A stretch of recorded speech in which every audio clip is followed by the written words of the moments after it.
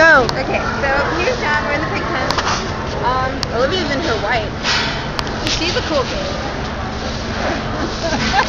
Yeah. Oh yeah. Anyway, so now it's John's turn. I'm going to sit and I'm going to sit and read. Are you reading to John? Yep. Aww. So here we go. There's John, chilling out. So it was a bright red circle with a red center, in which was a black star.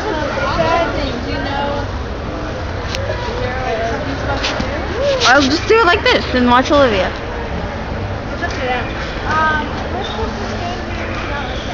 So, it was a white ringed circle with a red center, in which was a black star. Printed underneath the circle was the words "Witch Tree Symbol." How very strange, Nancy thought as she showed it to Miss Tenny. Do you know what this is?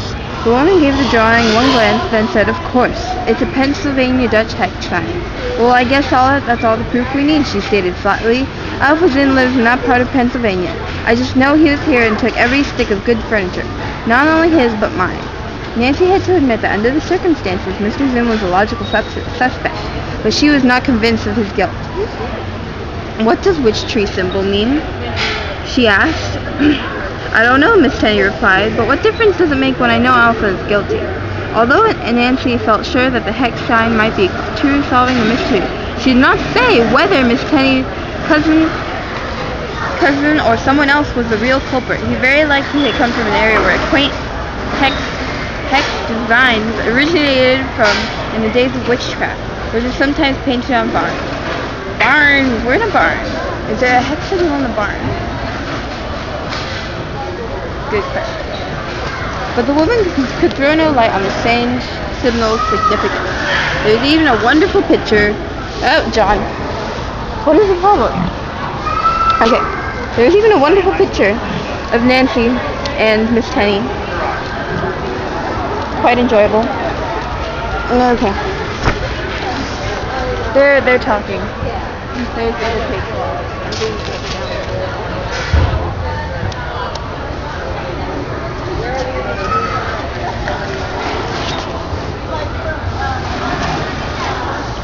"When were you in this house, Lance?" Nancy asked. "About a week ago. I came here with one of the executors," Miss Tenny explained. "He gave me a key and said I might come back any time I wished." Miss Tenny went on to say that the executor had left and she had stayed behind to inspect some of the furnishings upstairs, but she had begun to feel uneasy alone in the old mansion and decided to leave. "Are you sure you locked the front door?" Nancy asked. Miss Tenny thought for a few moments. She frowned and then said, "I'm not sure that man locked the door after us." "What man?" Nancy inquired. "I thought you said the executor already left."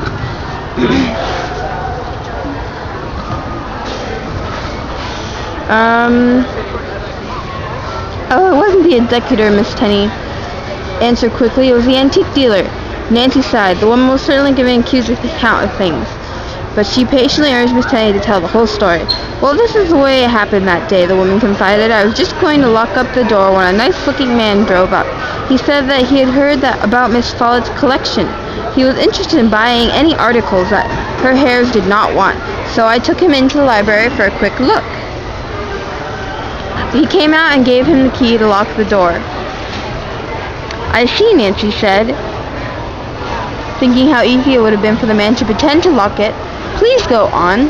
"The man said he had heard about Aunt Sarah's antiques in the newspaper, and he was in River Heights on business and decided to drive over here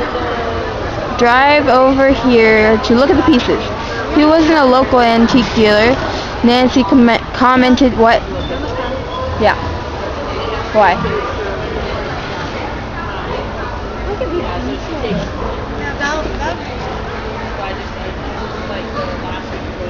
I mean, look at this detail in this belt buckle. Taking in a little intermission. Apparently somebody's bored. "I don't know," Miss Tenny sighed. Why, who else is a good liar? My name is But he was staying at a hotel in town. Nancy pondered this information for a full minute, but then she said there was a good possibility that this man might be a future furniture thief and should be investigated at once.